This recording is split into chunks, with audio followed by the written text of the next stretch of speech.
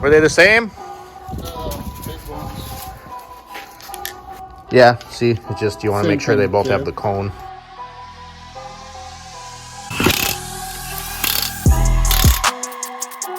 But you can see all the fluid on the ground, you guys. Like, this is BS. I mean, this was thousands of dollars, and I don't think it should be leaking like that. I cannot really been addicted to you. All of my attention I've been giving to you. Starting to wonder about you, man. Don't pretend that Keystone's yours. You got seltzers, driving a Hyundai. What's happening to you? Huh? Sherry, he's gonna be a girl like you. All right, guys, so what I wanted to bring you today is an update on the MAXJAX 6,000 pound compact lift, meaning that this is a 10-foot garage ceiling, and you can see right now, we got my buddy Corey's Fiesta, oh God. Had to bring that up, didn't you? What? Had to bring that up. I'm sorry, man. We got my buddy's Veloster Turbo in here, and we're going to go for a little drive in this thing as well. But you can see really nice working height for doing anything, axles, brakes, anything like that. I can actually fit an office chair underneath, recline the back a little bit, and work really comfortably under the car. We're currently not lifted up all the way, but you can see the garage door. I'd like to get the style that hugs the ceiling so that we don't have to worry about hitting the roof of cars on anything. When I get a full-size truck, it does work. It's a little tight just in my garage. It's not because of the lift at all. I usually turn them in backwards so that the tailgate is back by my shelf there. So let's get this thing on the ground, and then we'll go over just a little brief MAXJAX update. I've had it and been using it every day for about 6 months now.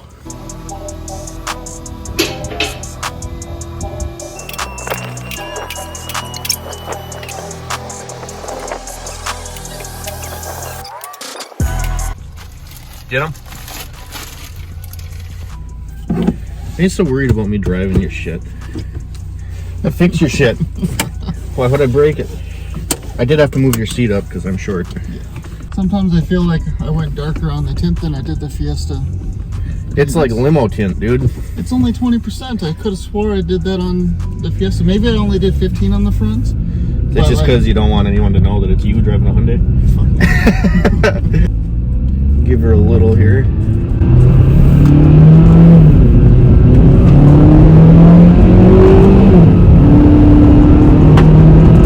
All right, so this is a what, 2016? Yep. 2016 Veloster Turbo? Yep. So this was like the predecessor to the N. The N is the new top dog, right? So the N, I believe, came out to compete with like the Fiesta ST and the Focus ST and all those kind of the hot hatch market. Yep. But I spoiled it for all of you in the beginning of the video. But for those who missed that video, what's the situation here? Why do we have this car? Some asshole tried to kill me. July 4th, on the beginning of the holiday weekend, driving home after work, and the truck behind me wasn't paying attention to traffic. Traffic came to a stop. I got rear-ended by a truck doing 60 miles an hour. Yeah, so he had actually messaged me, and he's like, you want to go float on the lake? I'll get some beer, I'll get some steaks, we'll grill. And, you know, we're like, yeah, let's just kick off the weekend. And then it ended up, you lost all your groceries, and you ended up with this. So it was just because the Fiesta ST was hard to find, right? It was a horrible car market at the time. Well, it still is, yeah. The market is insane right now. And then you looked at one RS, right?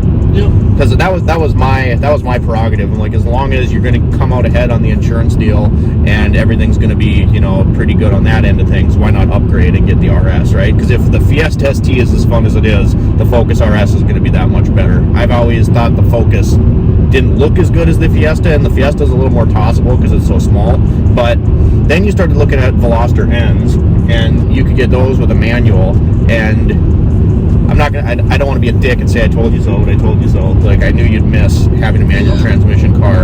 And it's amazing to me how the technology trickles down in these cars, because when everything first came about and you first heard of DSG's dual clutch transmissions, it was, you know, all the high-end supercars and like the Nissan GTR and those kind of cars that had it, and now it's trickled down into like sport compacts. But you know, for the everyday person, I think that's fine, whatever. But for someone like you or me who enjoys cars and likes modding them and stuff like that, I think, you know, you do the DSG thing when you're in McLarens and Lambos and the new C8, because you're in like, you're racing the clock and you want that number to look good on paper, so it's faster, clearly, than you could ever shift in a manual transmission car. But you take the fun factor out. In a car like this, you're not trying to win any speed races or get really good numbers on paper, so I don't understand why they did that in this car. But they have the Rally Sport edition, but I couldn't find one locally. What's the Rally Sport? This in a stick. Oh, okay. So it's just the turbo, and it's called the Rally Sport package or whatever. Yeah, and I mean, it's a good looking little car, and it is zippy. We're coming up to our turn up here, and I'll kind of show you how responsive the dual clutch is. But to me, I don't think it makes sense in this market, because the guys that are buying these, you know, Fiesta STs, Focus RS, maybe, you know, that's kind of a notch above, but these kind of hot hatch little cars, they want a fun car to drive, so I don't really understand putting the dual clutch transmission in something like this. All right, so I'm going to switch back to the manual mode. Then you got these little levers on the back of the steering wheel, so we'll get down to first here. We got a 7,000 RPM red line, 6,800, something like that. Let's just see how responsive it is. I mean, it's right away.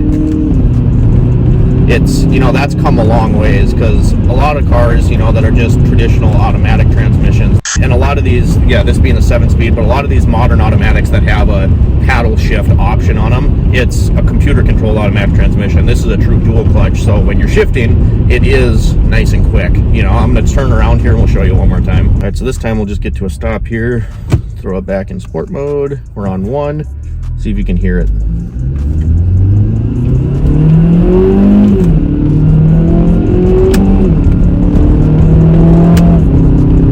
So you guys, this is kind of the history on how Corey got into the Veloster, got out of his Fiesta ST, unfortunately. Just kind of wanted to show you the car.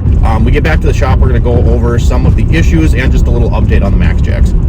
All right, guys, we made it back in the shop, so we're going to talk about a little bit of a review on the MAXJAX. The first thing I will say is I do really enjoy the product. It seems to be well built. That being said, there are some flaws. Obviously, this is made for more of an at-home application. You can see that we have about 10-foot ceilings in the shop. It's made for this kind of thing, being in a garage where you have a little bit lower ceilings. That being said, I can sit on a chair and comfortably work underneath the vehicle without having to crouch or anything like that, so it's been super awesome. A few things that I do not like. One is that you have to hook up this hydraulic line every time it runs across the floor, and eventually what I think I'm going to do is just mount it to the back side of one of the posts and then run it up along the ceiling, so I don't have to worry about that. So again, that's part of the convenience of being able to use this thing and move it around, quick disconnect, and then you can actually unbolt this from the floor and move it around.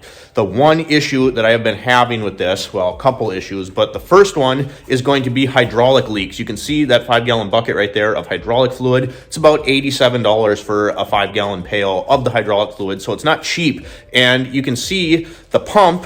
I haven't redone this one with the Blue Monster thread tape. This is the pipe dope. I'll grab it here and show you. That is Permatex pipe dope that the instructions said to use. And if you remember that video, the instructions were very, very poor. The pictures were really dark. And then they even had a recalled hose on this thing that they made me put on. They were like, we threw it in the box. You can fix it. So this is what BENPAK MAXJAX recommended using for this lift. This is Permatex pipe dope. I took this apart 3 different times. Now, every time you have to redo the fittings, you physically have to take the cylinder out of the lift. You got to unbolt it from the floor. You got to take the arms off, and it's a pain in the butt. You almost need 2 people to do it so you don't drop stuff and scratch stuff. But eventually, after the 3rd time of me trying this pipe dope, I was like, something's got to be wrong here. So I actually contacted when I was at the Toyota dealership working there before I went out on my own, and he was like, what? No, don't use pipe dope. I've never heard of using pipe dope on that type of application. So he recommended is using Blue Monster thread tape, and it seemed to be working for a while, but you can see if you look at the base of my lift there, it's still leaking hydraulic fluid. I'm going to flip you around and kind of show you another one of the big inconveniences. But in comparison, you can see that there's a little bit of fluid on the ground from repeated use in this thing over there. Look at the pump housing. It is an absolute mess. I got to take that apart and redo it with this. I'm going to flip you around and show you why kind of dealing with some of this stuff is such a pain in the butt. All right, so you can see right down in here, this is where the last fitting for the lift goes. You can see the Blue Monster thread tape in there, but you have to put this last piece on after you get the cylinder down into the column of the lift. So there's not much room in there at all to get a wrench in and tighten that thing. It's like they could have given you just a little more height on that notch there. I thought about notching it out myself, but you can see all the fluid on the ground, you guys. Like, this is BS. I mean, this was thousands of dollars, and I don't think it should be leaking like that. That being said, the other thing about this that is frustrating is that those fittings are aluminum and brass, and it's like you don't want to crank on them too much. And I got those things as tight as I absolutely could, and I thought, you know, if I do any more, I'm gonna end up stripping the fitting out. There's no reason, based on torque and tightness, that this thing should leak like this. So what I think I am going to do is I am going to replace the hydraulic fluid with ATF. I talked to another shop owner here local to me, and Rick will be on a video pretty soon. He's a really awesome guy. I mean, he could see me as competition, and instead he goes out of his way to help me out. So absolutely awesome guy, and he'll be in a video soon, I'm sure. We got to do like a shop tour. He's got a really nice setup, but that is the first issue with the MAXJAX that is very, very frustrating. The second thing I want to talk about is the lock mechanism on these, and I'm going to flip you over one more time and just show you how that works. So if you look right here, this is actually super nice. I accidentally damaged this clip on this one. That's what it's supposed to look like. I got it stuck under here, but you can see that when it's on the ground, when it's completely on the ground, it'll free spin, but if we have any clearance like that at all, these actually will lock into place so that the arms can't move and slip out under the vehicle, which is nice. Then I could lift it up like this, and you could adjust it when it's off the ground. You just have to be lifting and putting tension on this spring, set it down, and now it's locked into place, not going to move. It's a really nice safety feature. Once in a while they don't catch. If we look at the other side, you can see this one didn't seat all the way down when we were up in the air, so it's pretty easy. All you got to do is readjust it, you know, move the lift a little, and it'll sit down. But kind of a little finicky sometimes. They're built really well. I trust them. It's a nice feature. At Toyota, we did not have these locks, so the lifts could actually, and did, cause a few issues with trucks. And the trucks, I saw two of them get dumped off the ground, one by me, one by a coworker. Last thing is, once in a while, the safety locks on the back side of the lift. So if we come to this side of the lift, you can see right here, this is the safety lock. So when you lift your car, you would set it down on the locks, and you can hear this clicking as you go.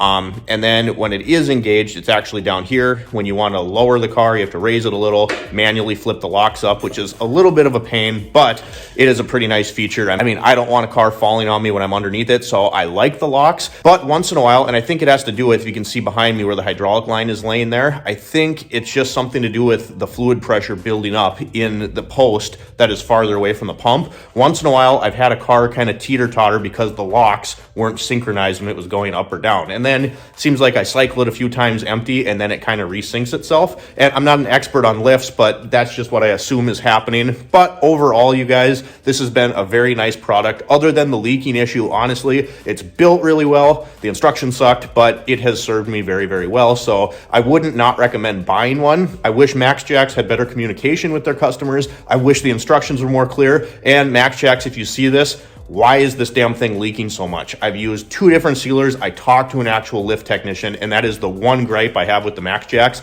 is the leaks. So you guys, if you enjoyed this video, drop me a comment down below. Like and subscribe if you have not already. I try to get back to everybody in the comment section, so make sure that you look, if you left a comment, see what I said back to you. As always, we'll be back with some more car content really soon, and we'll see you next time.